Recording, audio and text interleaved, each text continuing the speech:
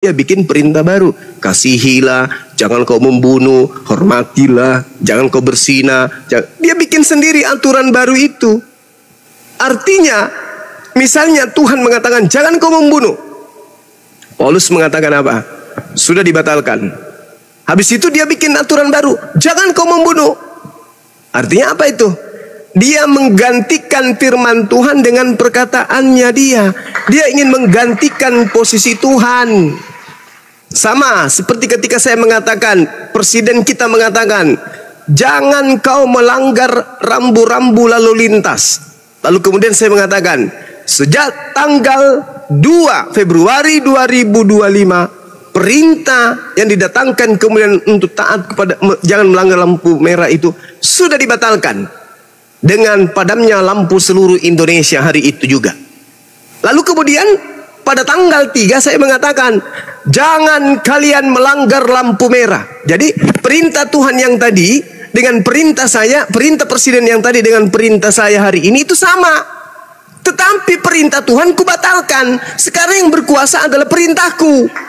Dulu orang tidak melanggar lampu merah karena perintah presiden. Hari ini orang tidak melanggar lampu merah karena perintahku. Aku sekarang yang menguasai dunia.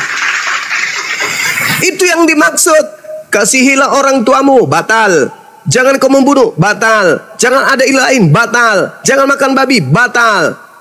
Berilah yang meminta, batal. Maafkan orang yang bersalah padamu, batal. Kasih kedua orang tamu, batal. Habis dibatalkan, baru dia bikin sendiri. Kasihilah sesamamu manusia, berbuat baiklah kepada sesama manusia, berilah siapapun yang meminta kepadamu. Sekarang kamu taat kepada siapa? Taat kepada Paulus.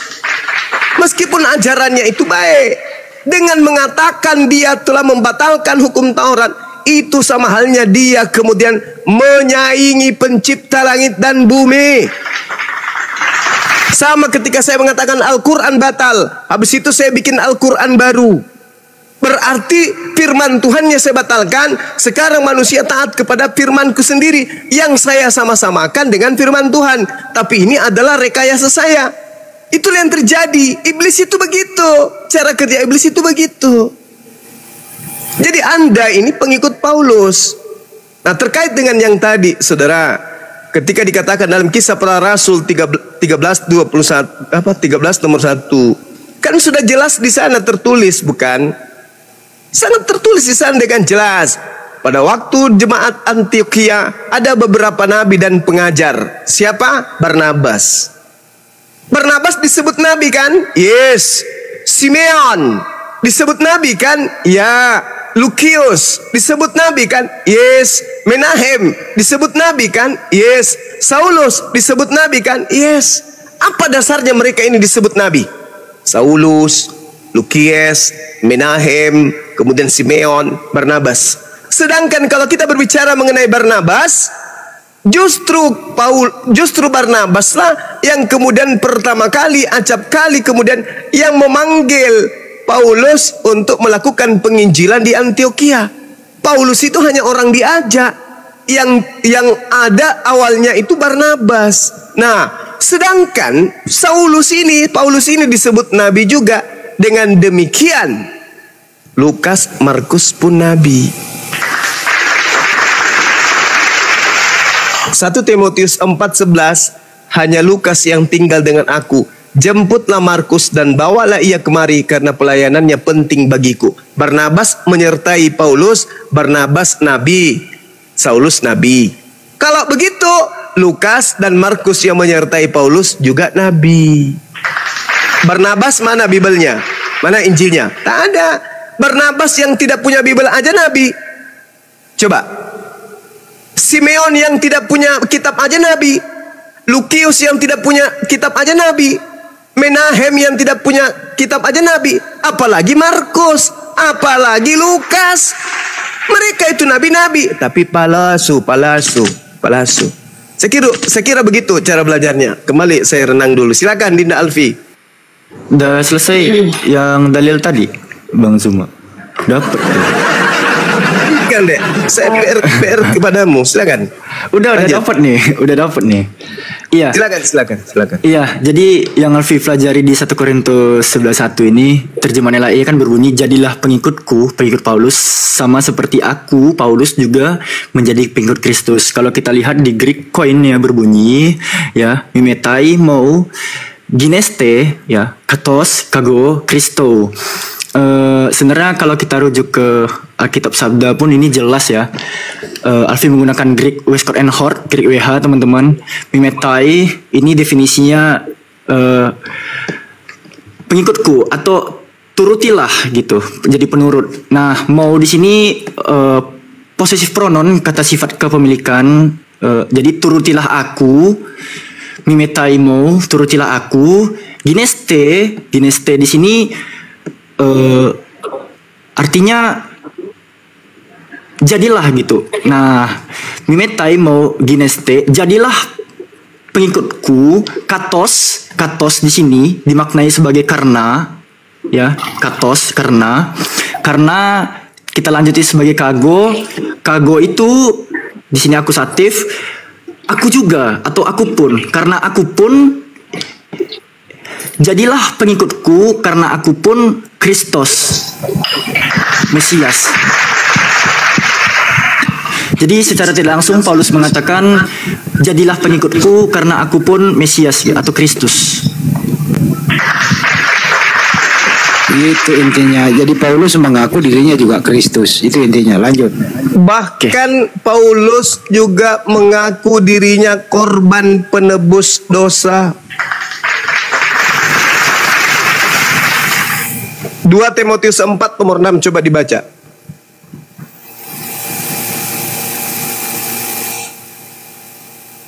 Dua Timotius 4 nomor 6.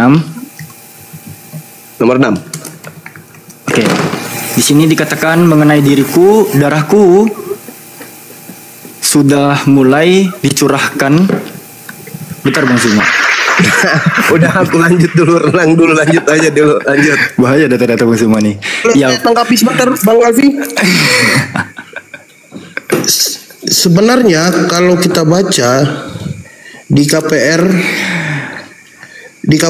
sebentar Pak, 13 ayat 4, di mana itu Saulus dan Barnabas di Pulau Siprus. Disitulah terletak di mana yang disebut dengan nabi palsu, yaitu tukang sihir itu. Karena dia menghalang-halangi Saulus dan Barnabas sewaktu gubernur itu ingin mendengarkan firman Allah yang disampaikan oleh Saulus. Namun tukang sihir itu yang bernama Bar Yesus atau nama dalam nama Yahudinya apa nama Yahudinya itu? Elimas. Tetapi Elimas demikianlah namanya dalam bahasa Yunani. Bukan Yahudi, Yunani. Tukang sihir itu menghalang-halangi mereka dan berusaha membelokkan gubernur itu dari imannya.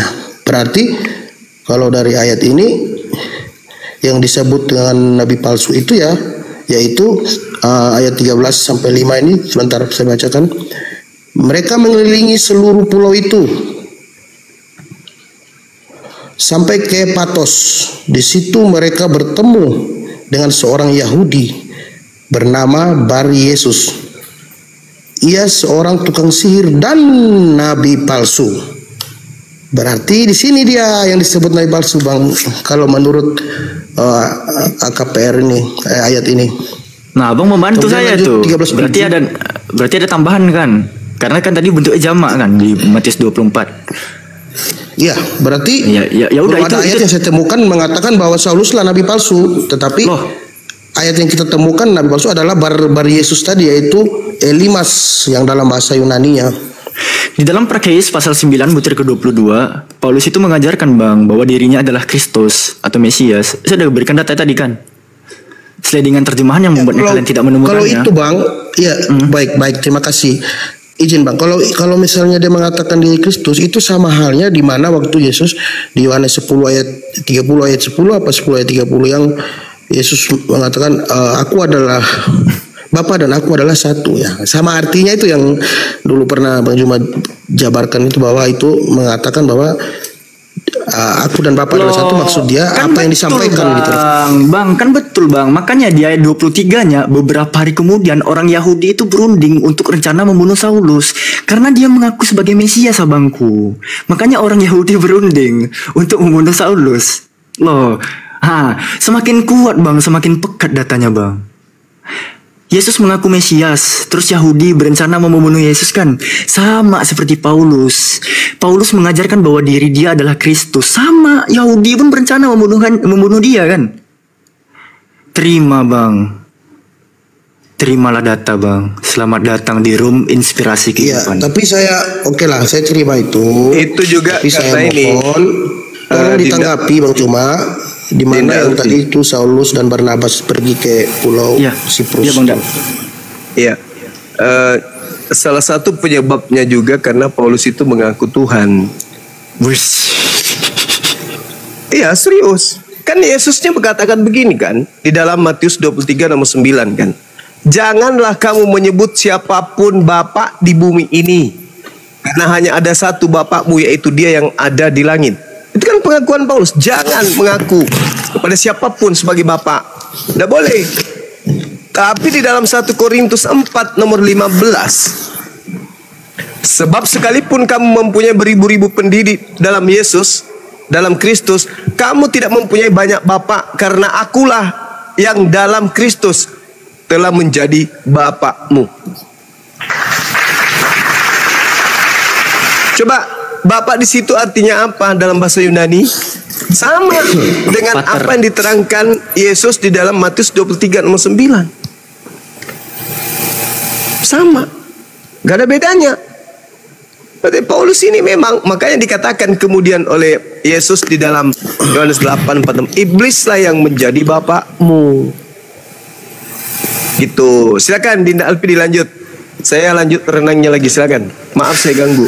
Oke, Dinda Alfi, Gak apa-apa, Bang. Dinda Alfi, Iya, tolong gimana? bantu saya jelaskan ayat ini ya. Kan Saulus dan Barnabas di pulau Siprus. Kemudian nanti di ayat 13-6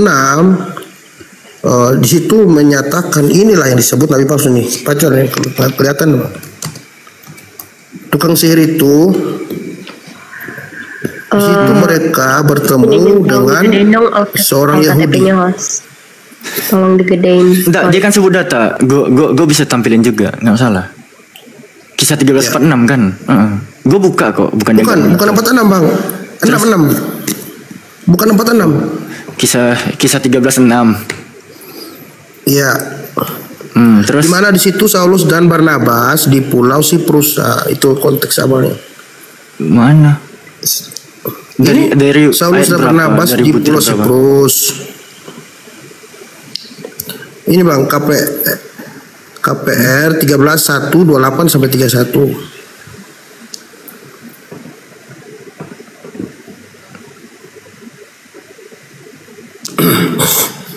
Terus apa yang mau dijual di sini? Nah, di sini kan Abang baca nih. Saulus dan Barnabas di pulau Siprus di ayat 13 sampai 4. Ayat 13 4 sampai dengan 6. Saulus dan Barnabas di pulau Siprus. Saya bacakan dulu Bang. Oleh karena disuruh Roh Kudus, Barnabas dan Saulus berangkat ke Seleukia. Dan dari situ mereka berlayar ke Siprus. Setiba di Salamis, mereka memberitakan firman Allah di dalam rumah-rumah ibadah orang Yahudi. Dan Yohanes menyertai mereka sebagai pembantu mereka. Kemudian, nah ini nih 13:6 nih. Mereka mengelilingi seluruh pulau itu sampai ke Pafos. Di situ mereka bertemu dengan seorang Yahudi bernama Bar Yesus.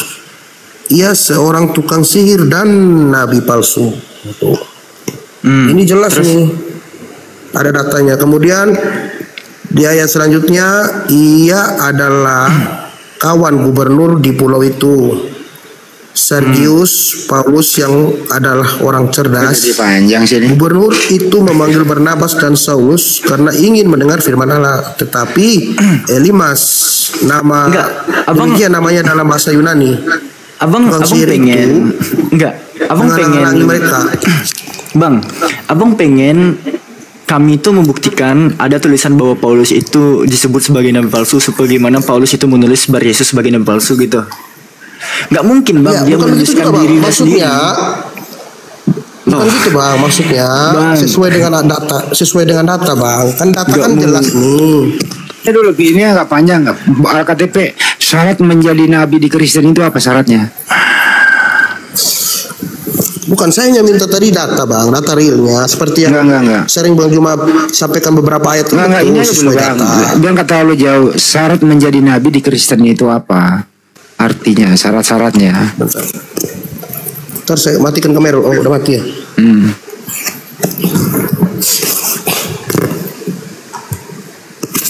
Anda paham nggak? Kalau nggak apa-apa dia jelasin. Jangan sampai ya nanti jawab, oh nabi itu harus dari Israel, langsung kuhantam, langsung ready datanya. Nggak, syarat aja. Sebentar. Jadi syarat gini loh, syarat Orang maksudnya gini loh bang, pertanyaannya syarat syarat untuk menjadi nabi. Ya, syarat seseorang yang bisa diberi gelar nabi. Syaratnya apa bang? Baik, dia harus pilihan Allah. 1, 2. Kemudian dia harus yang menerima satu-satunya orang yang menerima wahyu langsung dari Allah Oke, ketiga. untuk menyampaikan pesan-pesan tentunya kepada umatnya, umat manusia. Oke, baik. Itu. Baik. Bagus ya. Penjelasanmu lumayan. Kalau Paulus memenuhi syarat itu enggak? Yes, makanya dia Jadi- diutus sama Roh Kudus. Tadi kan Oke. ayatnya itu jelas. Dia diutus sama Roh Kudus untuk menyampaikan firman Allah. Jadi menurut Anda Paulus ini menerima wahyu dari Tuhan gitu? Yes, Oke, karena di bisa. ayat Oke, itu cukup. menjelaskan jelas. Waktu saya tinggal di habis ini Kalpi. Tolong dibacain dong 2 Korintus 11 nomor Paling 17. kesel kalau debat nggak mau dengerin orang 2 Korintus 11 nomor 17. Kroyok aja Oh, baik. diam dulu, Bu, diam dulu, Bu. Ini saya cuma pendek doang. Iya. 2 Korintus 11 nomor 17. Bakal KTP dibacain tolong. Karena nabi syarat menjadi nabi menerima wahyu dari Tuhan kan gitu ya. Silakan dibacain. Ini 2 jelas. Korintus 11. 2 Korintus 11 nomor 17. Oke. Apa yang Paulus Apa yang katakan? aku katakan? Oh ya, silakan Bang Alfi. Paulus Anda aja, mengatakannya jangan bukan. dibantu, biar dia. Oke. Oh ya, coba Bang. Baik. 2 Korintus 11 ayat 17 berbunyi, apa yang aku katakan, aku mengatakannya bukan sebagai seorang yang berkata menurut firman Tuhan, melainkan sebagai seorang bodoh yang orang apa? Bentar dulu. Sebentar Yang dulu, hidup Bang. bermega. Ini bentar. Coba kita baca dari 15 ya. Boleh nggak? Boleh nggak? Boleh. Dari 15 ke 17 ya. Biar saya tidak keliru arti Ayolah. maksudnya gitu. Ayo gimana? Bentar. Terus B. Mana nih Mau 15? baca dari kejadian kalimatnya nggak akan hilang tuh bang. Bukan. Maksudnya dari 11 ya 11-15 dulu ya sampai 17. Silakan. Ada nggak deh 11-15 bentar. 11-13. Itu yang mulai dari 1 dulu ke bawah, Bang. Mulai daripada mulanya adalah firman aja bang, baca bang. Wah, jangan juga lah. Bentar man. Sebab orang-orang itu adalah rasul-rasul palsu. Wah, ini lagi ketemu lagi nih ada rasul-rasul palsu nih. Kamu parah Bang. Berarti banyak ini rasul. Berarti bukan Paulus ini bang. Jadi, Ya, iya udah ngomong aja udah. sebab orang-orang itu adalah rasul-rasul palsu, pekerja-pekerja curang yang menyamar sebagai rasul-rasul Kristus. Hal itu tidak usah mengherankan, sebab iblis pun menyamar sebagai malaikat terang. Terus Oke. Jadi bukanlah tampilin, hal Pi. yang ganjil. Jadi pelayanan-pelayanan menyamar sebagai pelayanan-pelayanan kebenaran, kesudahan mereka akan setimpal dengan perbuatan mereka. Baik, berarti ini bukan itu Bang Andi. Ya, baca dong. Baca dari atas, ya. Baca dong. Nggak hilang itu. Iya. simple, nggak hilang bang Simple. 17-nya bang. Nggak hilang 17-nya bang. Nah, 16-17 dulu, sabar. Bentar. Coba apa Bukan 16 itu -nya? maksudnya Bang Andi. Apa maksudnya ini loh? Iya, sebentar. Yang 16 ini ya.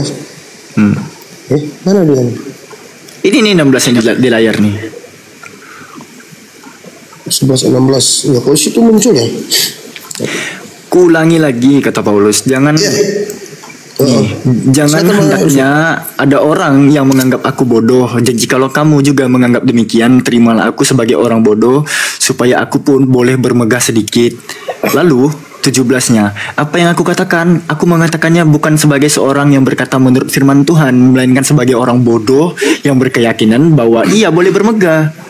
Tuh. Artinya adalah sebagaimana Pak Al-KTP tadi mengatakan bahwa Nabi adalah orang yang menerima wahyu dari Tuhan. Disebut artinya orang yang menerima firman Tuhan, baru disebut Nabi. Paulus perkataannya bukan firman Tuhan. Artinya Paulus adalah nabi palsu. Selesai. Dor, selamat Tapi dia datang di ini kebenaran. kontradiksi Bang Juma dengan Bang Andi dengan tadi yang Semua ada diam ya. Paulus itu bukan Tadi kan dia bilang Fir.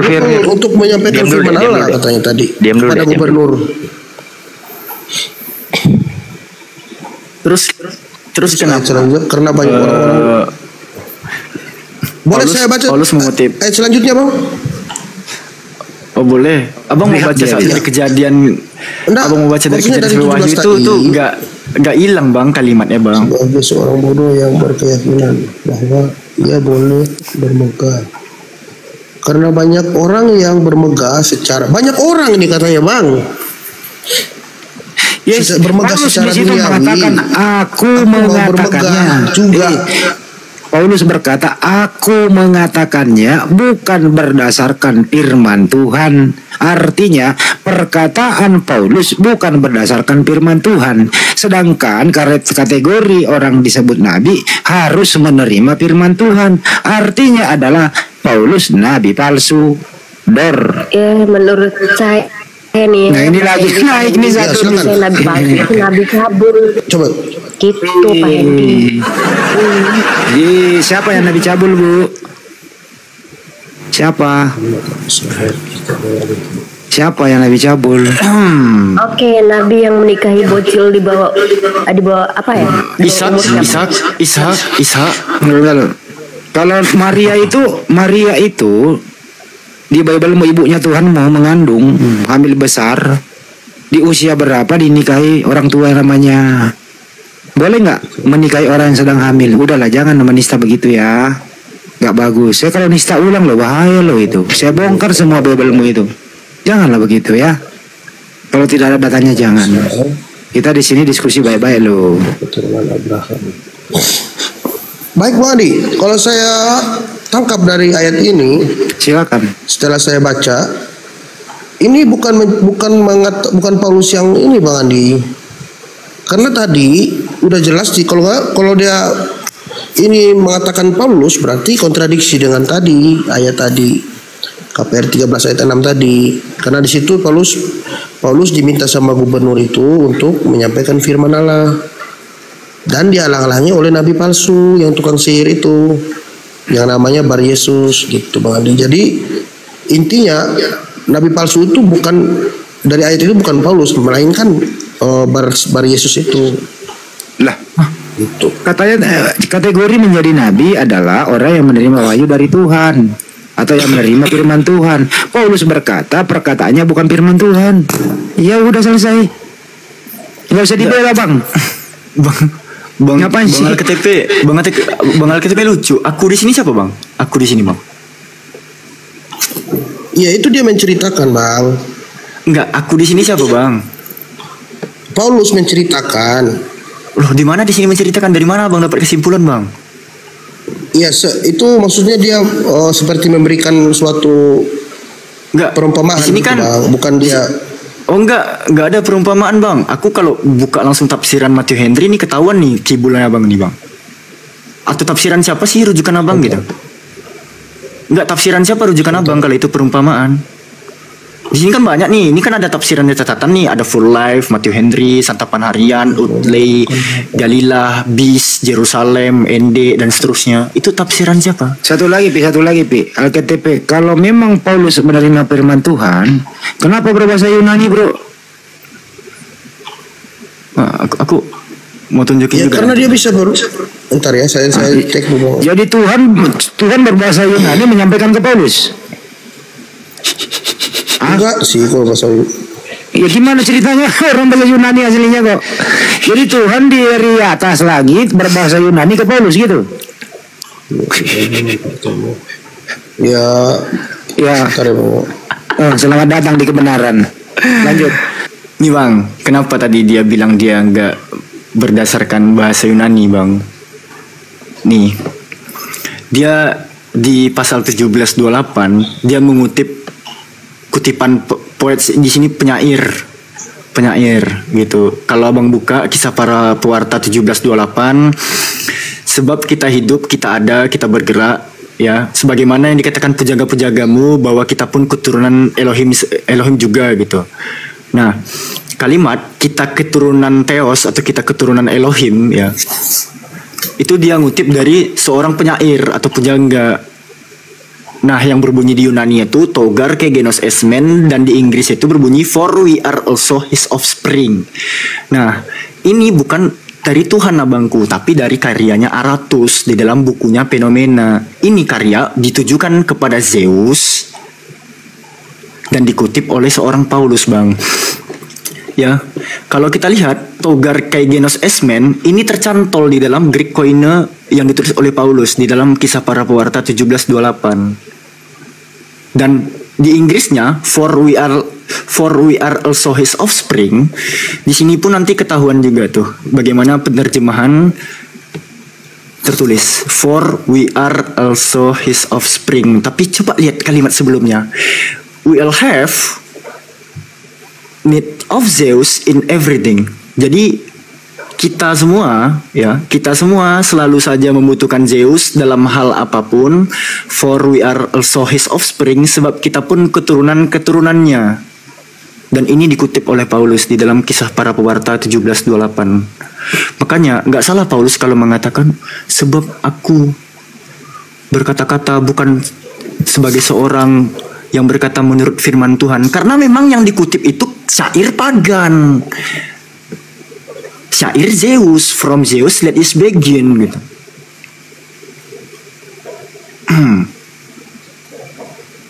Gimana Bang?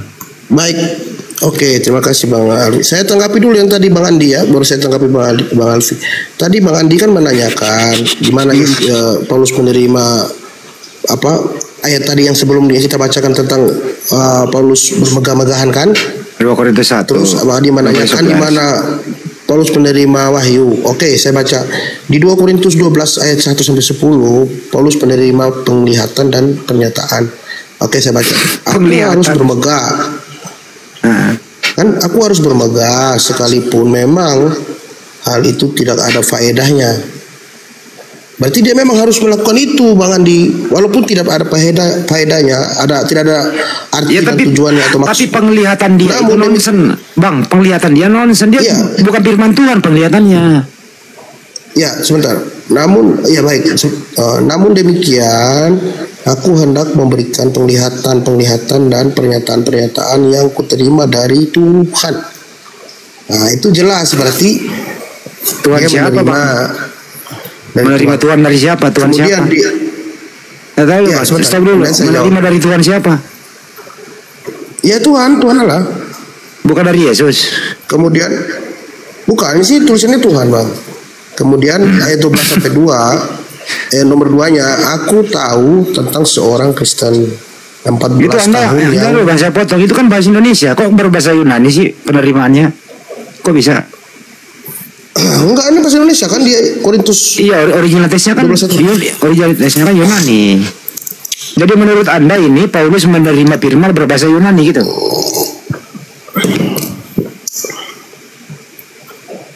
Bahasa Yunani? Iya. Oh, itu original ininya. Originalnya kan Yunani, Bang. Oh, berarti Iya. Dari atas ke bawah menurut penglihatan Paulus itu ada bahasa Yunani dari atas didengar oleh dia. Oh itu originalnya tuh bagaimana bang? Yunani bang. Iya, apakah sama? Kan sama dengan ini kan terjemahannya di saya. Iya terjemahan itu kan Indonesia, original teksnya Yunani, artinya Paulus menerima wahyu dari bahasa Yunani gitu. Ya bahasa dia di sana kan, gimana waktu datang wahyu itu kan? Iya bahasa Yunani bang. Iya. Nah persoalannya kenapa identik dengan para pujangga penyair ini? Kenapa larinya ke Zeus? Lanjut kali Alfi. Kenapa larinya begini gitu loh?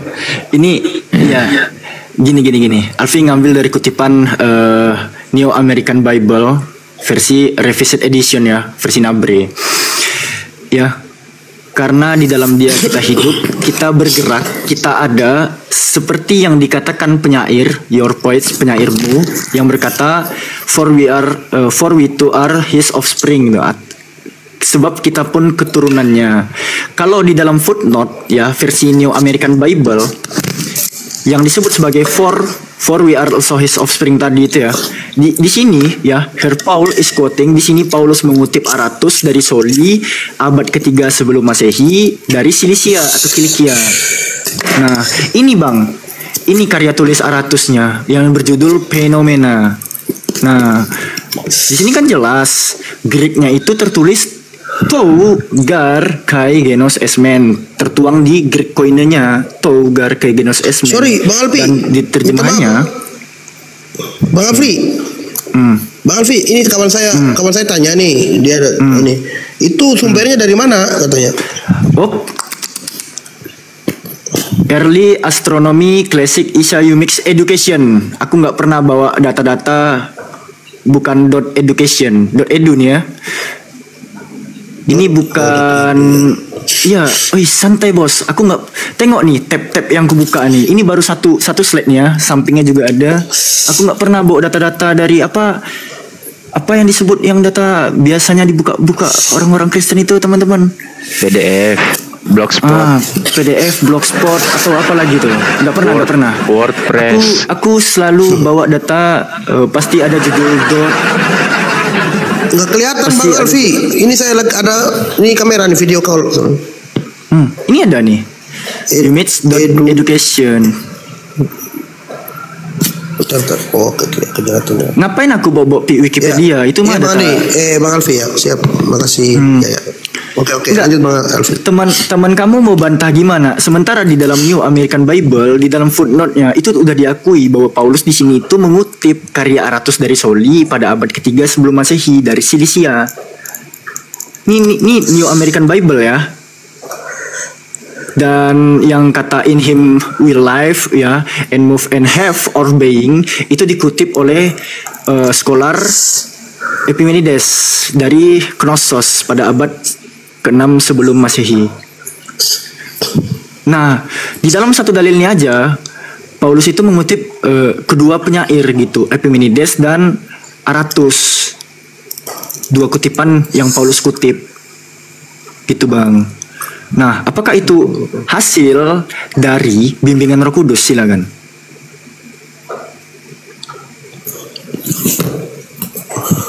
Saya baca WA-nya dulu. Baca WA-nya dulu Bang, nggak apa-apa. Apakah ya, tanyain aja ke kawan abang tuh Bang. Apakah Paulus mengutip dua karya pagan ini adalah hasil bimbingan Roh Kudus? Silakan. Tapi kalau saya kalau dari pendapat saya sendiri itu ini kontrak tidak sesuai dengan tadi ayat yang saya bacakan tadi, di mana Saulus dan Barnabas itu pergi kan disuruh oleh Roh Kudus, Bang. Itu udah jelas. Iya, kalau abang bilang mereka itu mendapat bimbingan Roh Kudus, apakah Paulus mengutip karya pagan di sini adalah bimbingan Roh Kudus juga? Silakan. Oh, itu karya pagan itu yang belum. Oh, ini memang karya pagan Bang, nggak mungkin nggak karya pagan. Aratus Phenomena ini memang dikhususkan kepada Zeus.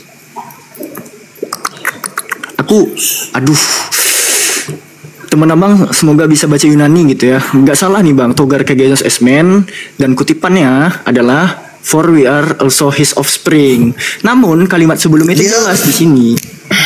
We all have. Kawan saya the ini of Zeus in everything. jauh banget. Kawan saya jauh, dia kuliah di UKI Cawang, Universitas Kristen Cawang, Jakarta bang. Jauh Nggak dia, makanya nggak nanya aku bang, bisa nggak saya- nanya. Ya, jadi nggak mungkin dia nggak tahu bang, kalau abang Alfi bilang tadi. Iya, masalahnya nggak nanya bang. Soalnya, iya. Alfi nggak nanya bang, ngapain abang jelaskan dia sekolah di Iya mana? itu nggak blognya peduli. yang dipertanyakan bang. Kok blog? Sumbernya Apaan sih yang abang blog? ambil itu yang dia Ini bilang. dia tahu nggak sih .edu itu tuh apa kepanjangannya? Ini .education gitu.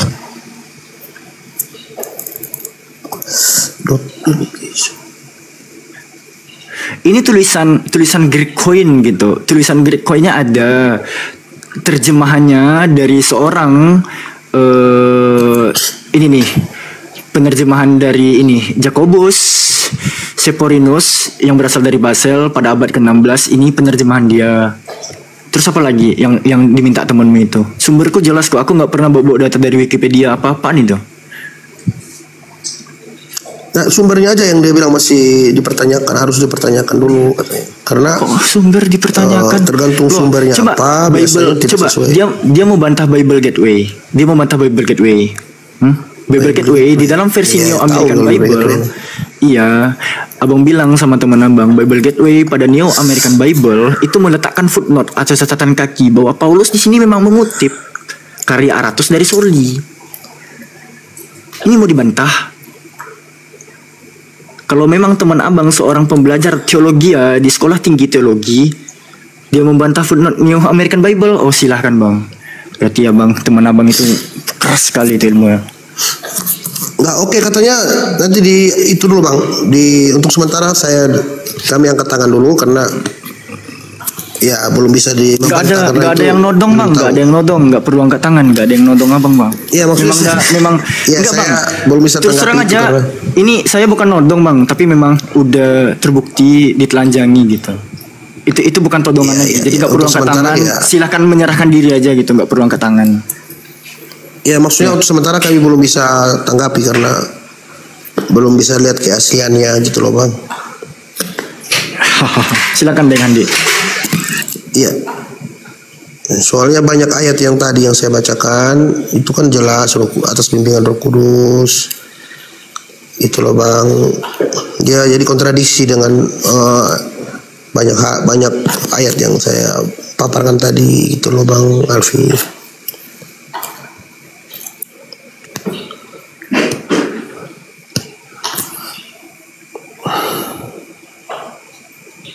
Halo, ada suara nggak bang? Halo. Ya silakan dulu yang lain Alfi. Iya, iya. 3 menit jauh dari perangkat dulu bang, inspirasi ya. Ya gimana Manuel? Gimana? Ya, gini loh bang. Apa sih manfaat ketika kita memperdebatkan keyakinan satu sama lain? Wait. antara Islam dan Ini Bro Manuel dari mana? saya Islam. Oke, Muslim bang ya. Cuman yang saya pertanyakan di sini, kenapa di tahun yang modern seperti ini, semua orang di Indonesia rata-rata Udah.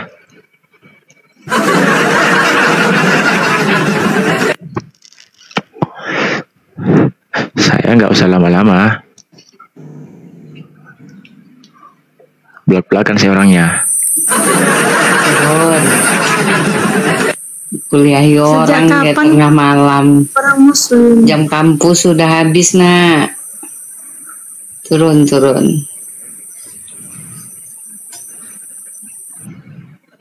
Jangan ngajarin Valentino Rossi cara membalap seperti apa bang.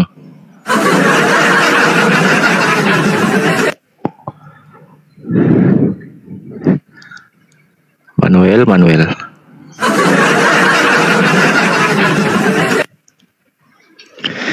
Aduh. Kalau nggak tahu apa-apa, mending nyimak dulu di bawah ya.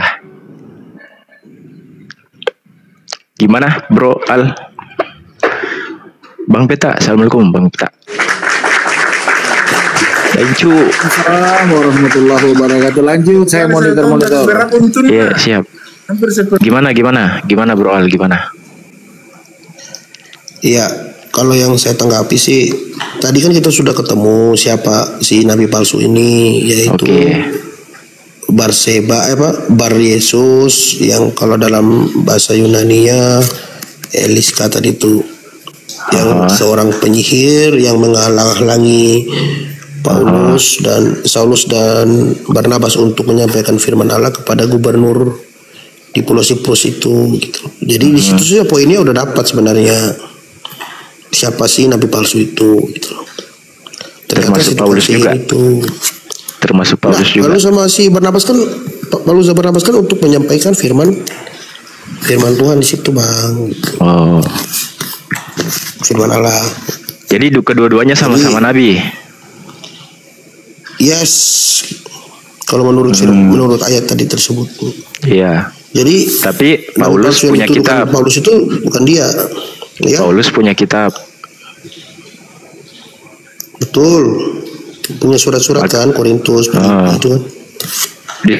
Disebut nabi karena punya kitab. Ya, karena dia juga mendapat penglihatan dan menerima wahyu. Dari Allah. Dikatakan nabi karena menerima wahyu. Yes, tadi udah saya bacakan Bang Inspirasi. Oke. Barnabas, nabi, wahyu apa yang diterima? Barnabas, saya belum tahu sih kalau Barnabas tadi ya. Cuman dia bersama-sama dengan Saulus diutus oleh Roh Kudus gitu. Jadi jelas mereka berdua satu kandidat gitu yang dipilih oleh Roh Kudus gitu loh, Bang. Kalau Filipus, kalau Filipus menurut kamu, Bro Al, apakah dia nabi juga? Kalau Filipus, iya. Setahu saya, dia juga salah satu dari ke-12 murid Yesus kalau nggak salah. Apakah dia nabi juga? Iya, dia rasul, Bang. Kalau dari iman saya sih, setahu saya Filipus itu salah satu murid. Oke. Rasul Yesus Kristus gitu loh, Bang. Yang saya tahu sih, lupa. Iya. Nah, bagaimana ketika Filipus memberitakan Injil Kerajaan Allah? Injil Filipus ini kemana?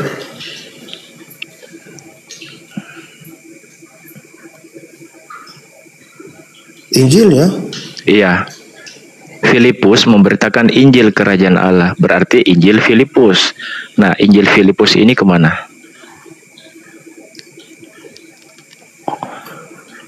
Oh, setahu saya dia cuma untuk mengurus itu dia, Bang.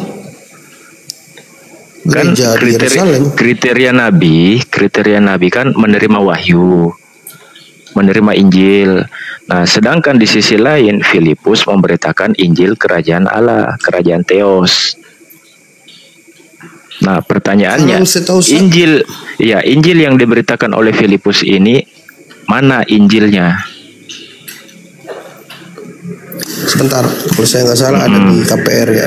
Kalau KPR bukan Injil Filipus, tetapi Paulus yang nulis. Kalau KPR, iya, maksudnya Paulus menceritakan juga tentang Filipus, ada kalau nggak salah ya. Nah, di dalam KPR, ya kan, di KPR 8, di situ dikatakan Filipus memberitakan Injil Kerajaan Tuhan. Berarti Injilnya Filipus. Nah, pertanyaannya, Injil Filipus ini kemana? Saya baca data. Iya.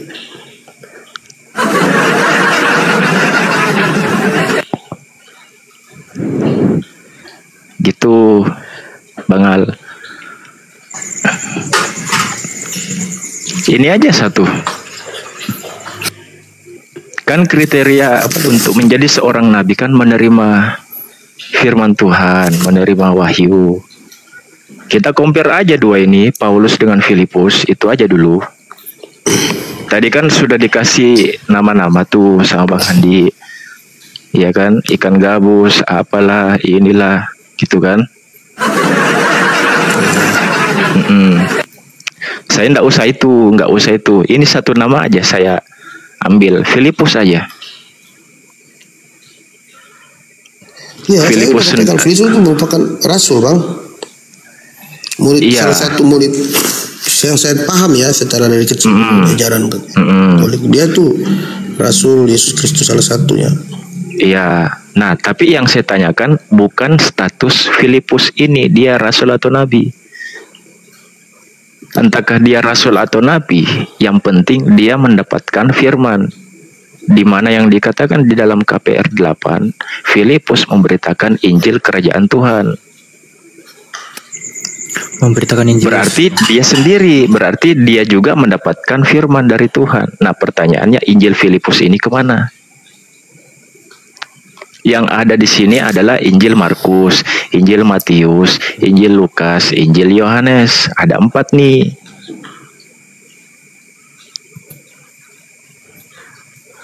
Kalau setahu saya Filipus itu tidak diterima deh Injilnya. Nah, kalau tidak diterima Injilnya, kenapa ada tertulis di dalam KPR? Nah, ini risikonya kalau saya ngomong, baru satu kali ngomong, langsung gini. Risiko kalau saya satu kali ngomong. Lanjut, Vi. Takut saya. Enggak. Filipus itu memberitakan Injil Yesus dia. Iya, cuman yang kami tahu sih pada tahun, kalau nggak salah ya, Injil Filipus itu tulisan Gnostik non kanonik yang ditemukan di Nag Hammadi, Mesir pada tahun 1945. Injil ini tidak diterima sebagai, benar saya bilang tadi kan, ini ada di sini. Injil ini tidak diterima sebagai kanonik oleh gereja Kristen. Iya, apokrif.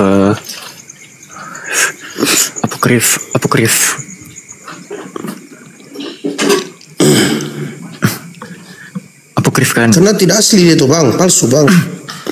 Bang. Yang aslinya sudah nggak ada tuh Injil Filipus tuh. Bang KTP. Iya, maksudnya kenapa tidak diterima, Bang? Karena itu palsu. Diindikasikan dia palsu. Bang KTP. Ya. Keempat gospel kanonik itu ditulis dalam bahasa apa, Bang? Keempat? Ya, keempat gospel kanonik, gospel Matius, Markus, Lukas, Yohanes itu ditulis dalam bahasa apa? Ya, Ibrani sama Yunani lah. Tentunya. Ibrani sama Yunani. Iya, setahu saya sih. Saya nggak tahu kalau yang mana yang Yunani, mana yang Ibrani. Oke.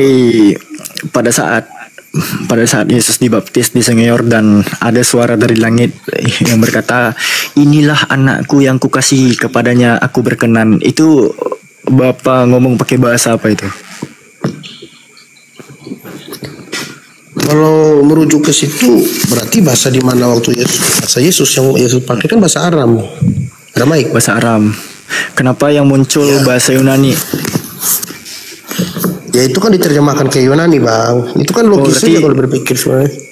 Berarti bahasa Yunani yang dikatakan sebagai original text New Testament atau Perjanjian Baru itu terjemahan berarti? Bukan original text? Bukan. Enggak, itu kan hasil penyelidikan waktu Lukas mereka kan. Bukan Lukas saja, keempat-empatnya. Iya. Berarti itu semua terjemahan. Ya aslinya ya antara Yunani atau Ibrani kan disesuaikan lah, Bang. Waktu itu kan ada beberapa bahasa. Gak ada naskah Ibrani Perjanjian Baru. Bahasa aslinya Yesus. Ya? Gak ada naskah Ibraninya Perjanjian Baru.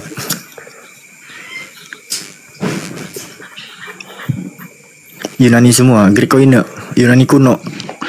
Enggak, maksudnya Alfi ini, Bro Al, apakah Greek Koine ini Yunani, apakah original text atau terjemahan?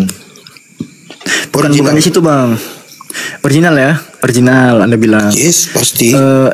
Saya pengen tahu, apakah pada saat Yesus dibaptis di Sungai Yordan, Bapak kan ngomong, inilah anakku yang kukasihi, kepadanya lah aku berkenan. Itu ngomong pakai bahasa apa itu, Bapak dari sorga itu?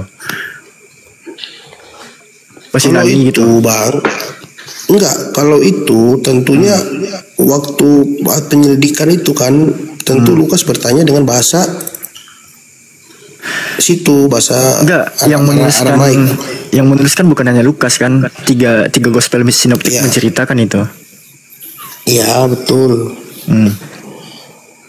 Ya kalau bahasa sih nggak terlalu ini sih Bang, sebenarnya bukan suatu. Kan yang loh, kok bukan suatu. Iya, maksudnya bukan suatu tolak ukur di mana kita memahami ayat-ayat yang diambil sebenarnya adalah kalau bagi kami sih tentu Bismillahirrahmanirrahim. bunyi firman. Yusuf Bunyi ayat firman 2. Tuhan, betul. Ya, perhatikan nih baik-baik ya. Al-Quran jelas, Torah jelas ya. Ulangan 33 butir keempat ya, Torah itu diperintahkan ya oleh Musa, suatu milik bagi jemaat Yakub, diturunkan dengan bahasa Hebrew. Al-Quran Yusuf ayat 2, inna anzalnahu Qur'anan Arabiyya la'alakum ta'qilun.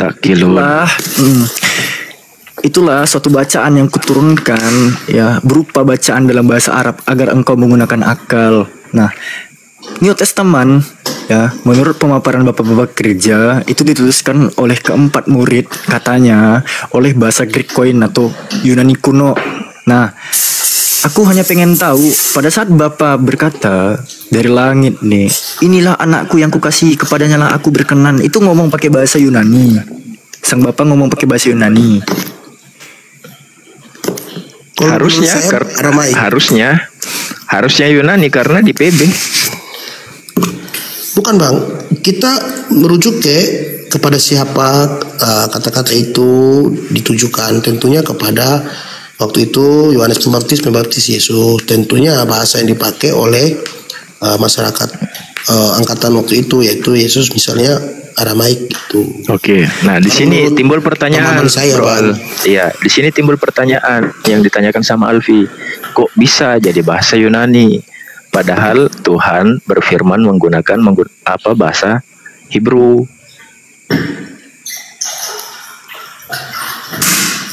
Itu tadi yang saya jawab Bang, bahwa waktu penyelidikan itu kan mereka menerima segala macam bahasa masuk. Contoh Aramaik diambil. Nggak masuk Bang. Gini Bang, Abang tahu nggak bahasa itu bisa diserap Bang. Jadi bahasa itu bisa ditransliterasikan. Contoh pada saat di tiang salib ya, Yesus ngomong Eloi Eloi lama sabachthani, itu kan bahasa Aramaik ya kan, itu kan bahasa Aramaik. Betul. Lalu ditransliterasi ya, Eloi Eloi lama sabachthani ini yang tadinya Aramaik itu ditransliterasikan, bukan diterjemahkan tapi ditransliterasikan, dialih karakter bahasa kan, menggunakan karakter bahasa Yunani kuno menjadi Eloi Eloi lama sabachthani. Pengucapannya sama, cuman karakter hurufnya yang dibedakan.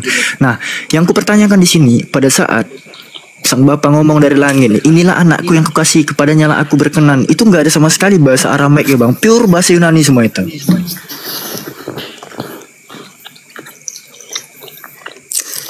Itu kan mereka kan dapat itu dari hasil penyelidikan Bang. Tentu Bang, yang ada melakukan beberapa penyelidikan sumber kan cuma yang menyampaikan itu Lukas. Bang. Yang melakukan penyelidikan kan cuma Lukas. Emangnya Iya. Yohanes, emangnya Iya, Matius betul. melakukan penyelidikan?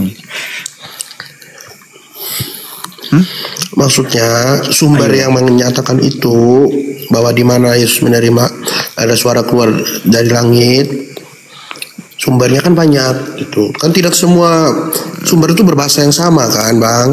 Ada Aramaik, mungkin ada yang bahasa Yunani, ada itu dikumpulkan jadi satu kan gitu, disusun secara teratur sesuai apa yang dikatakan oleh Lukas bahwa dia ingin minta izin ke ini waktu mau menyusun kembali secara teratur. Kan dia menyusunnya secara teratur Bang.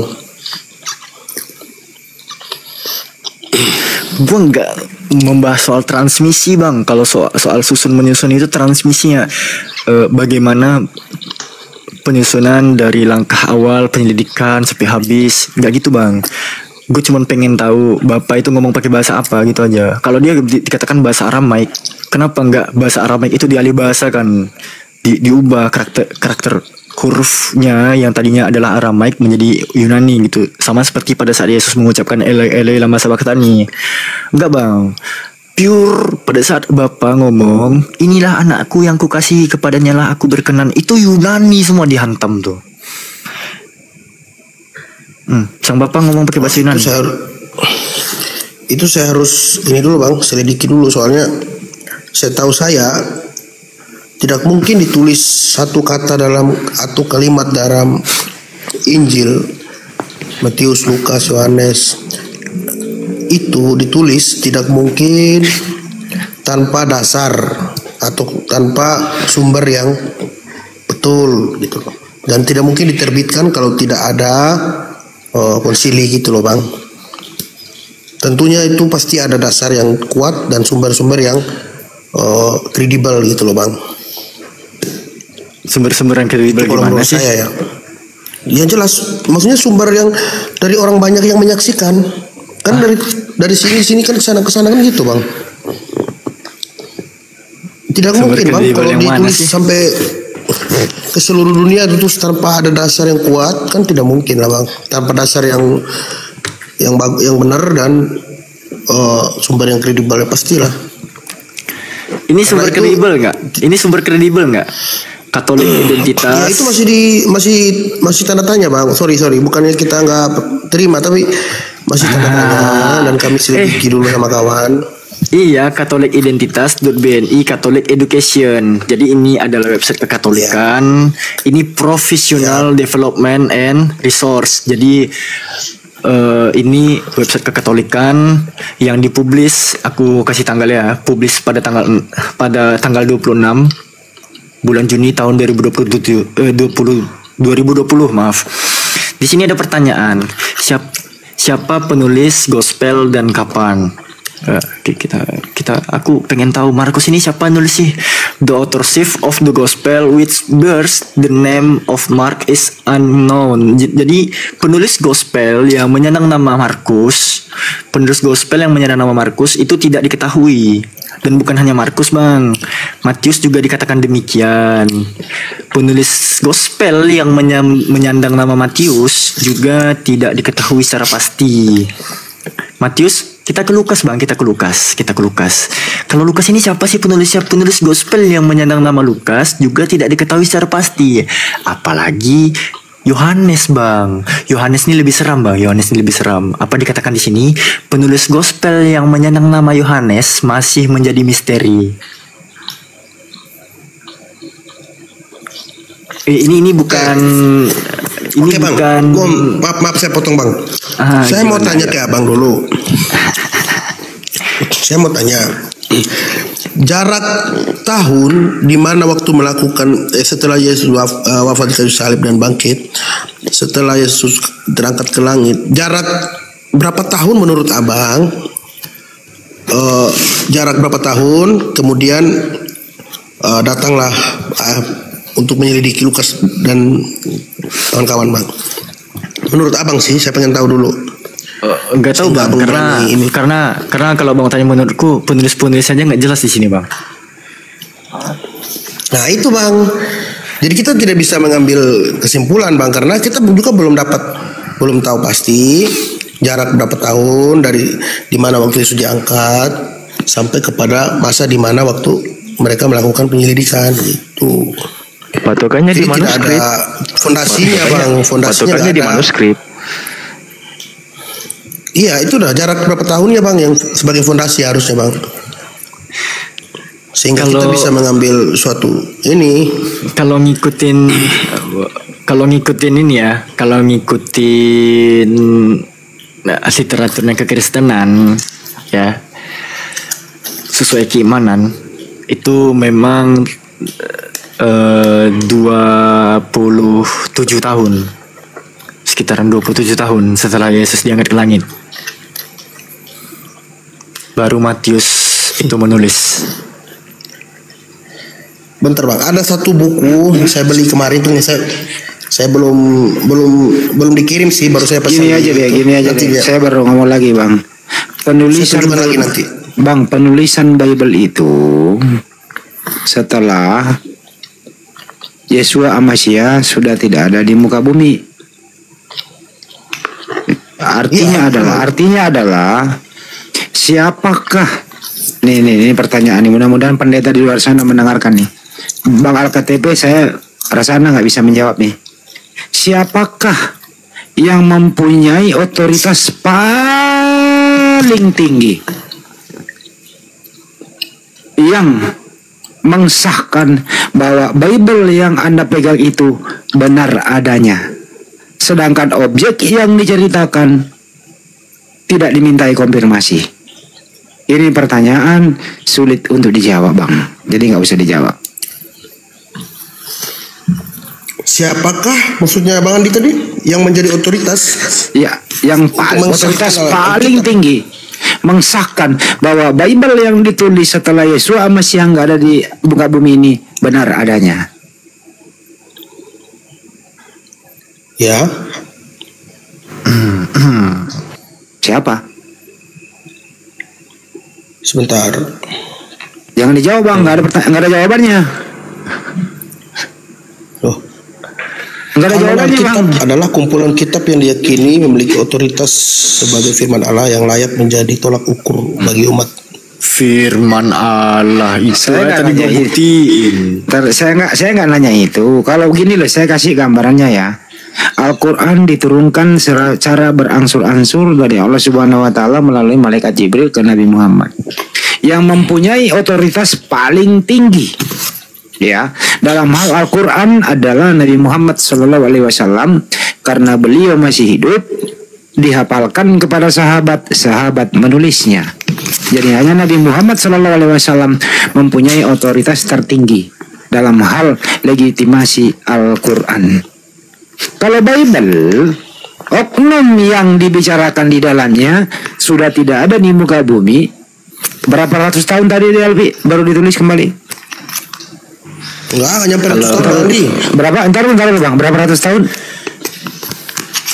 Kalau mengikuti keimanan Kristen mah nggak sampai 100, sekitar. Oke, kurang lebih segitulah. 30-an. Ya. Pertanyaannya adalah siapakah yang mempunyai otoritas tertinggi mensahkan bahwa Bible ini benar adanya, sedangkan objek yang dibicarakan sudah tidak ada di muka bumi? Ini jangan dijawab karena nggak ada jawabannya. Mohon direnungkan saja. Dia mau ngasih buku tadi ya. Dari narasi Bang Andi, saya juga bisa balik mengatakan begitu, Bang Andi. Coba bahwa kami mempercayai bahwa Yesus adalah Injil.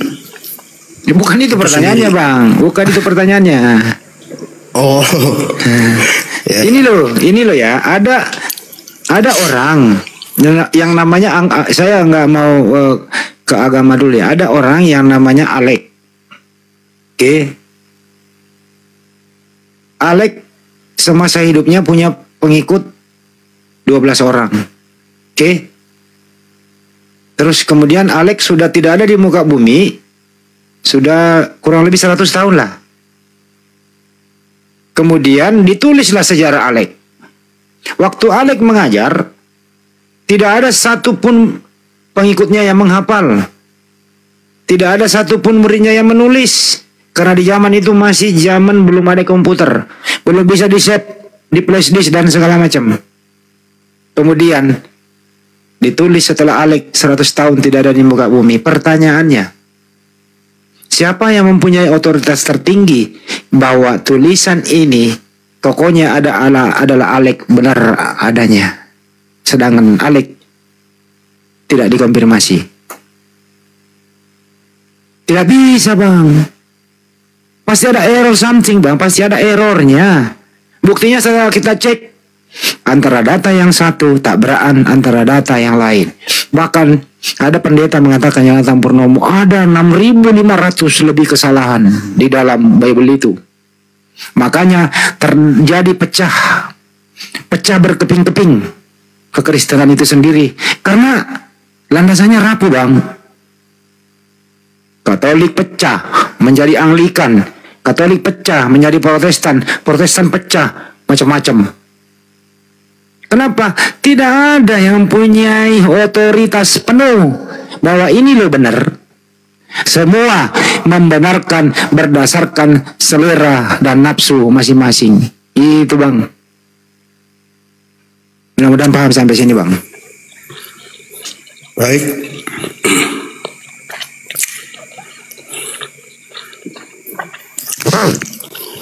Datang dia yang benar. Protestan datang dia yang benar. Unitarian datang dia yang benar. Oneness datang dia yang benar. Nggak ada yang bisa omelin. Tidak ada yang bisa datang bahwa ini yang benar. Datang yang satu benar, datang yang satu benar. Semua benar.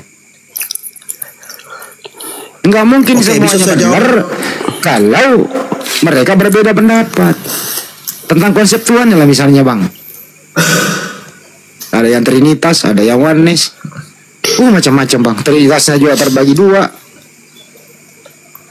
Jadi disinilah boleh kita berpikir kok bisa jadi begini, introspeksi diri gitu loh Bang. Oke, kita presentasikan dulu yuk soal Islam gitu. Ya, oke, lanjut. Kalau di Islam gini Bang RTP. Tadi Abang mau kasih buku ya. Nah, langsung Alfi keluarkan juga buku Alfi nih. Ini adalah buku tentang sejarah teks Al-Qur'an dari wahyu sampai kompilasi. Di sini Bang, bukti bahwa Al-Qur'an itu udah ada di zaman Nabi. Nabi itu mendiktekan Al-Qur'an kepada muridnya atau sahabatnya. Siapa itu? Zaid bin Sabit. Zaid bin Sabit itu menceritakan ya sebagai perwakilan peranan dalam Nabi, ia seringkali dipanggil oleh Nabi Muhammad ya. Zaid bin Sabit itu pada saat dipanggil dia membawa tinta dan alat tulis gitu. Nah, di sini dijelaskan saat tugas penulisan selesai, Zaid itu sudah selesai. Zaid itu membacakan ulang di depan Nabi sampai yakin bahwa tidak ada sisipan kata lain yang masuk ke dalamnya gitu. Nah, ini versi Zaid. Apalagi bukti bahwasanya Al-Qur'an itu udah eksis di zaman Nabi Muhammad gitu. Ini aku ngambil dari islami.com ya. Di sini ada suatu riwayat, suatu hadis larangan bepergian membawa Al-Qur'an ke negeri musuh gitu. Di dalam hadis Sahih Muslim 1869, Umar itu berkata bahwasanya Rasulullah SAW itu melarang untuk bersafar membawa mushaf Al-Qur'an ke negeri musuh. Dikhawatirkan mushaf tersebut akan jatuh ke tangan musuh. Gitu Bang. Jadi Al-Quran bukan hanya dalam bentuk hafalan, tapi juga dalam bentuk mushaf ya, lembaran-lembaran. Itu memang sudah ada di zaman Nabi. Dan Nabi Muhammad mengenal kitab yang dituliskan oleh sahabatnya. Nabi Muhammad kenal kitab yang dibawakannya ya, tulisan-tulisannya. Sementara kalau kita pun mengikuti rujukan dari keimanan kekristenan misalnya, Matius contoh, Matius itu tanggal penulisannya itu diperkirakan tahun 60-an ya, tahun 60-an tahun Masehi. Yesus pun nggak kenal sama tulisan Matius ini Bang. Gitu Bang. Oke, baik. Resikonya kalau di zaman dulu masih zaman belum bisa orang mengarsipkan secara digital. Risikonya karena di zaman dulu itu Bang, tidak ada orang yang menghafalnya. Karena Nabi Isa alaihissalam itu mengajar, berkhutbah kepada Bani Israel secara oral. Celakanya tidak ada yang menghafal. Itu celakanya di sana Bang. Baru dicari fragmennya. Dan semua para teolog mengatakan bahwa itu sudah tidak ada lagi aslinya. Hanya berdasarkan kopian sebesar biji ATM itu Abang. Oke, itulah celakanya kalau tidak ada yang menghafal. Berbeda dengan Al-Quran Abang. Sistem hafalan, tulisan nomor 2. Tanpa tulisan, umat Islam masih bisa sholat Jumat. Tanpa tulisan, umat Islam masih bisa sholat. Makanya kalau ada imam itu, kalau dia salah baca, makmumnya pasti protes. Saya misalnya ngaji nih, saya salah, langsung diprotes oleh Bang Juma, oleh Alpi dan netizen yang lain, karena saya salah baca. Beda dengan pendeta Bang.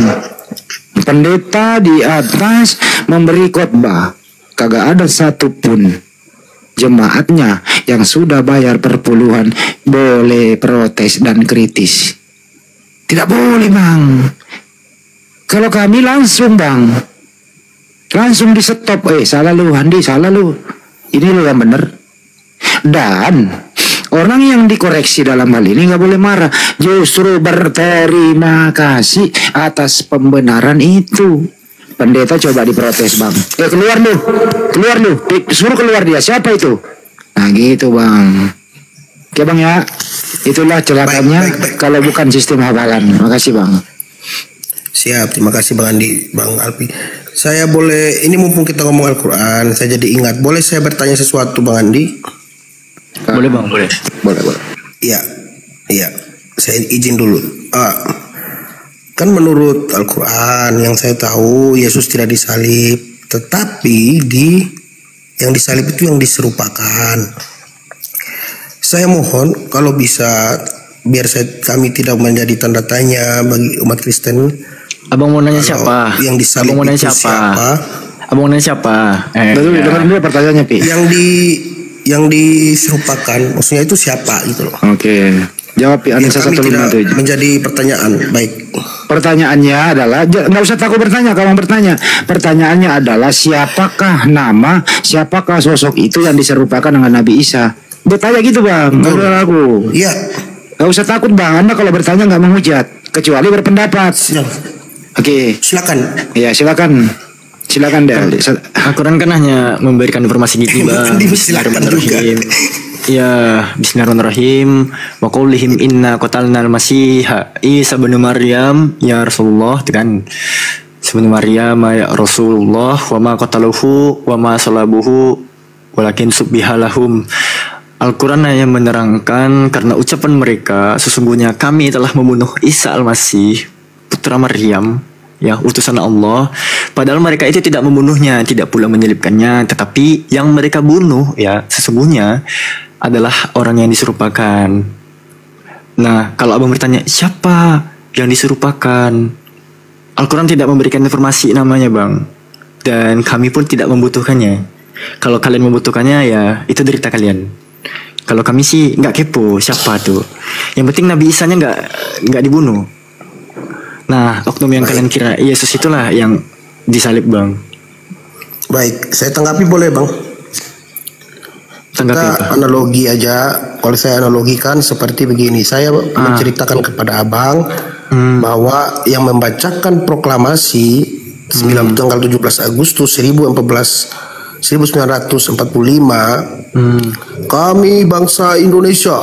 Nah, pasti kita tahu tuh Soekarno yang membacakan atas nama bangsa Indonesia, Soekarno Hatta. Terus saya mengatakan kepada Bang Alfi dan Bang Andi, itu suaranya bukan Bang Soekarno, bukan Pak Soekarno Hatta, melainkan orang lain yang membacakannya. Tentu Bang Andi sama Bang Alfi pasti bertanya, siapa yang membacakan? Itu suara Soekarno. Bukan, saya bilang. Ada yang membacakan yang serupa, namanya mirip, suaranya mirip seperti Bang Karno, Soekarno Hatta. Pasti Bang Andi dan yang lainnya pasti bertanya, siapa? Emang nama suara siapa? Gitu loh.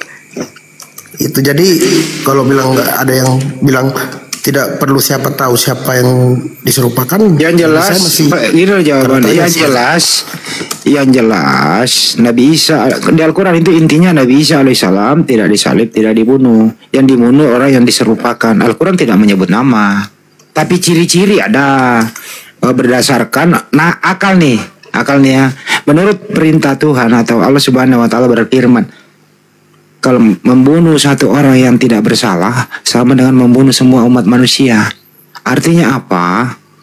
Yang terbunuh itu adalah orang yang bersalah, orang yang berkhianat, wajar mendapat hukuman seketika. Begitu. Jadi tidak disebutkan nama. Bayangkan bang, kalau Al-Quran menyebut nama, tidak ada lagi nama orang mau memakai nama itu. Hanya orang Kristen itu suka pakai nama orang yang terkutuk. Yesus, ntar dulu saya belum selesai. Yesus di tiang salib mati terkutuk. Banyak pemain bola memakainya, udah tahu mati terkutuk kok dipakai nama itu. Al-Quran tidak mau memponis karena ini nama gitu loh. Oke. Ya, yang jelas Anda boleh paham kalau berakal bahwa tidak boleh membunuh orang yang tidak bersalah. harus diselamatkan, wajib itu. Itu Bang. Aku boleh respon nggak? Bang, Ya, boleh, silakan. Bang, ini sama halnya seperti ini Bang. Misalnya nih, ini aku ngambil dari pandangan Yahudi aja.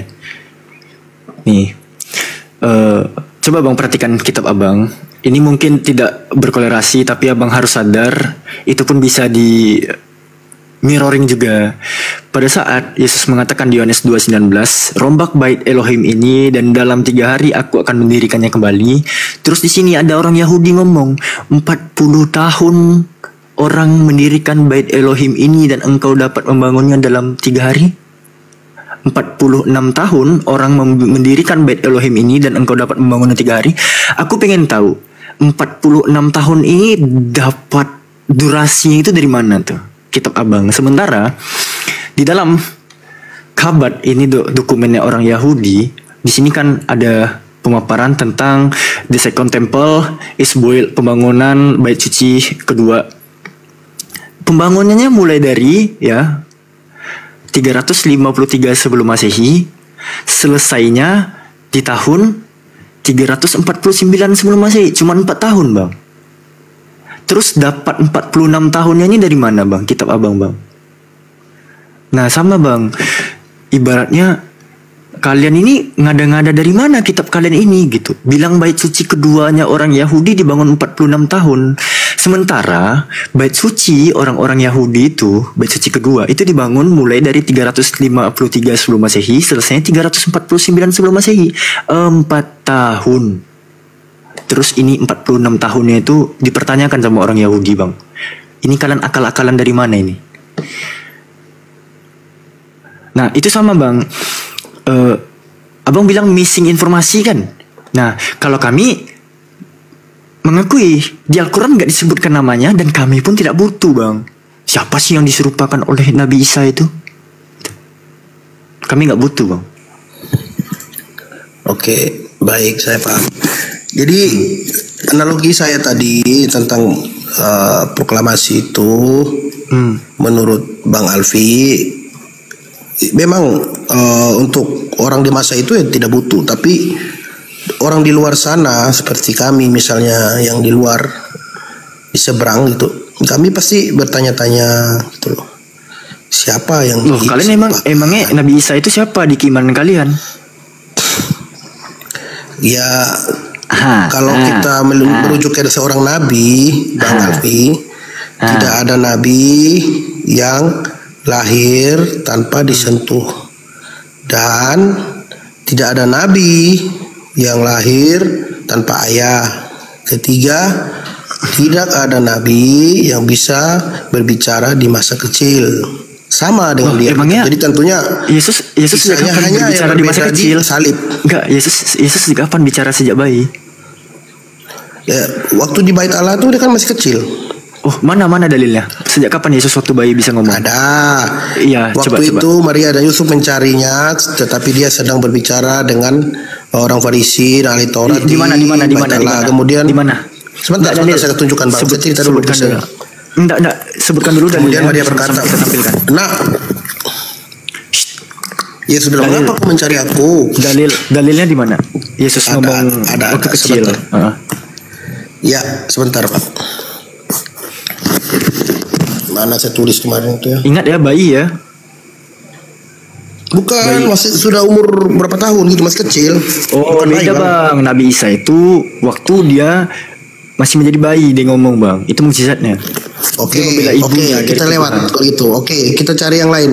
Mujizat lain misalnya menghidupkan orang mati. Abang kenapa nyamain? Abang apa nyamain? Bukan menyamain Bang.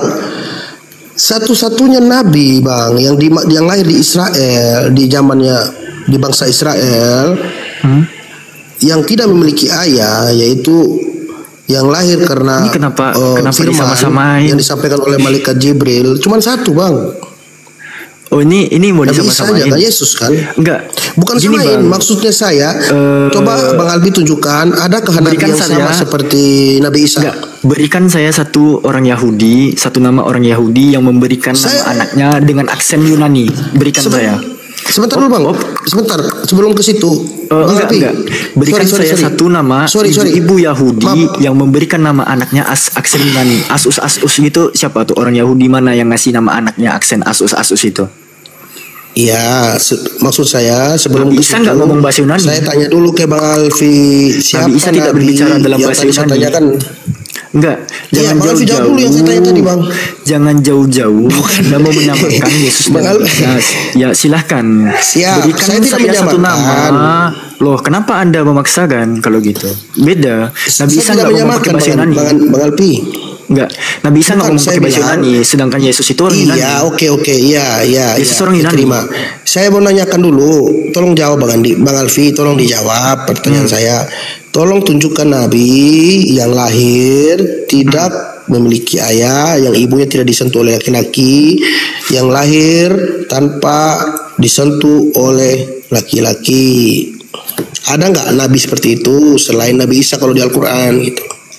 Kalau di Alkitab ada namanya Yesus gitu loh. Saya bukan menyamakan ya, saya cuma mengatakan kalau di Alkitab ada juga yang lahir seperti itu. Emangnya Yesus itu Isa? Enggak, emangnya Yesus itu? Tidak, saya tidak samakan bang. Saya mengatakan ada nggak Nabi di zaman dulu yang lahir di kalau Israel dari seorang perawan yang tidak disentuh gitu. Yesus lahir di kandang kan? Nabi Isa nggak lahir di kandang. Bukan perbedaan yang saya lihat bang, maksudnya yang lahir dulu yang kesamaan. Kenapa? Saya tidak nyari persamaan. Lo maunya menyamain? Bukan. Ayo. Saya tidak menyamakan. Saya kan bertanya bang Andi. Ini agak lain sih. Di antara Kristen yang lain yang membedakan, dia sendiri menyamakan. Kenapa? C6 kamu. Spektrum C6 kamu yang menyamakan. Loh. Tidak menyamakan bang. Sudah jelas beda dari nama udah beda bang Alfi. Iya memang beda. Nama Yesus itu orang Yunani. Yesus itu orang Yunani. Beda. Saya katakan beda. Saya bilang beda. Gini bre. Nabi Isa tidak disalib. Contoh. Yesus disalib. Udah beda bang. Udah beda. Ya terus kenapa dicari-cari kesamaannya kalau udah tahu beda? Bukan cari. Saya kan bertanya sama bang Alfi. Tolong tunjukkan ke saya. Enggak. Anda mempertanyakan tanpa ayah. Yang jawabannya Anda udah tahu. Selain Nabi Isa. Bukan. Selain Nabi Isa. Iya Nabi Isa terus. Oh cuma Nabi Isa ya? Cuma satu ya? Iya terus kenapa? Oh ya udah itu aja saya tanya tadi bang. Cuma jawab dulu selesai. Di Bible masalahnya bukan cuma Yesus bre.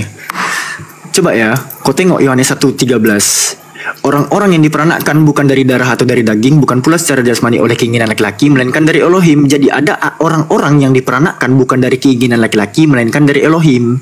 Menurut Bible bukan cuma Yesus yang lahir tanpa ibu. Orang-orang di sini yang sampai sekarang orang-orangnya nggak tahu siapa-siapa aja. Oh, cuman dia sebutin gitu doang ya. Loh, memang kitab Anda kan? Atau salah ini? Iya. Enggak, salah atau benar? Tidak diceritakan kan?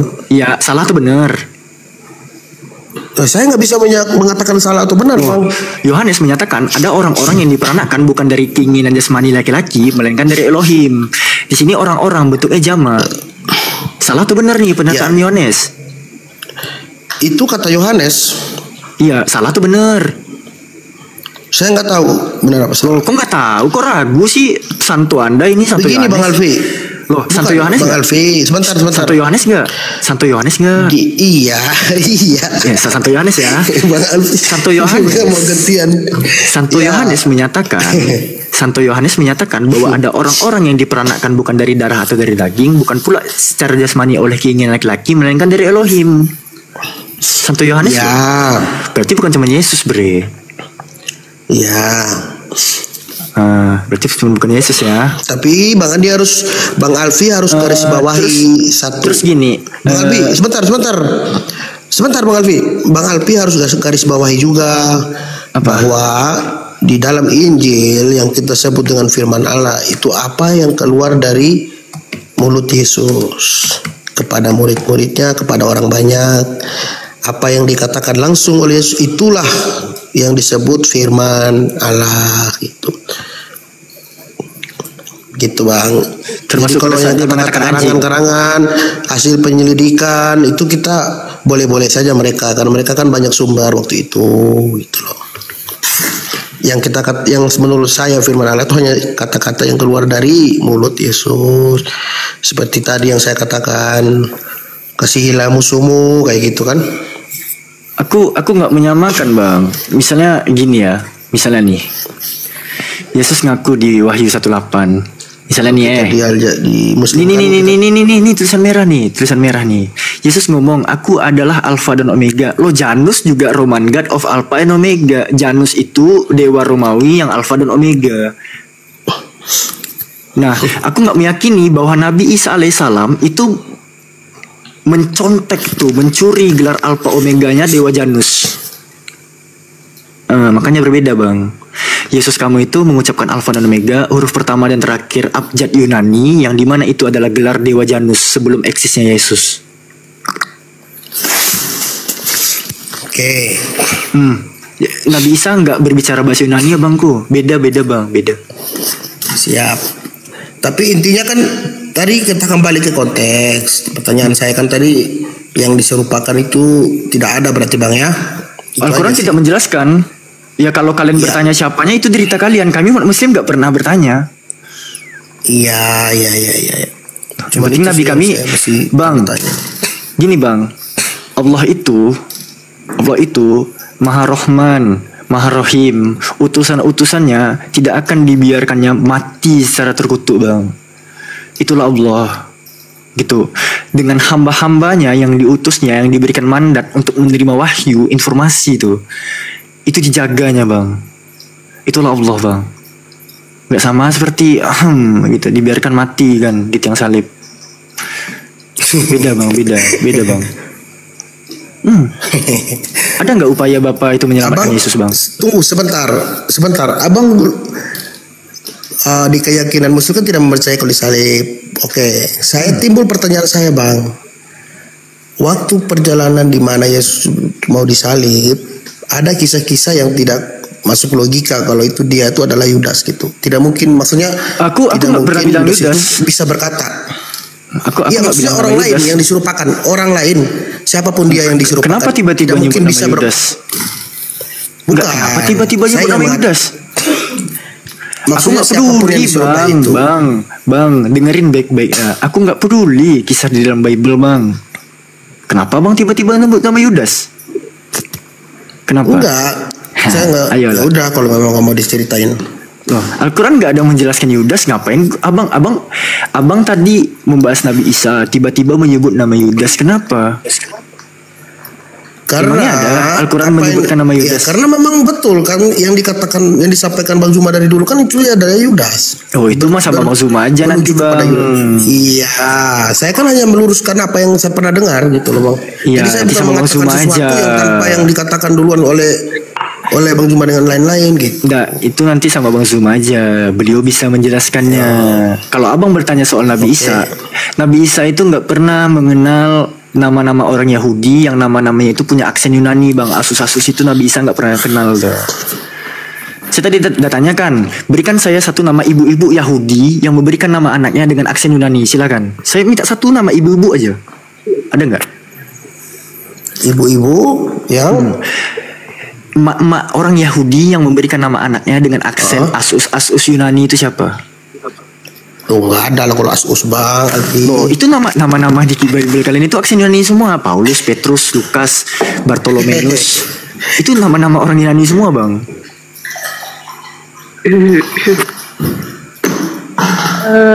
Berani nyangkal? Maaf, saya boleh bertanya nggak? Gak usah minta maaf, gak ada salah, Mbak. Oh, ya, saya ingin bertanya. Oh, ini Bang Al-KTP tadi nanya, Kak Fira nanya lagi ya, silakan.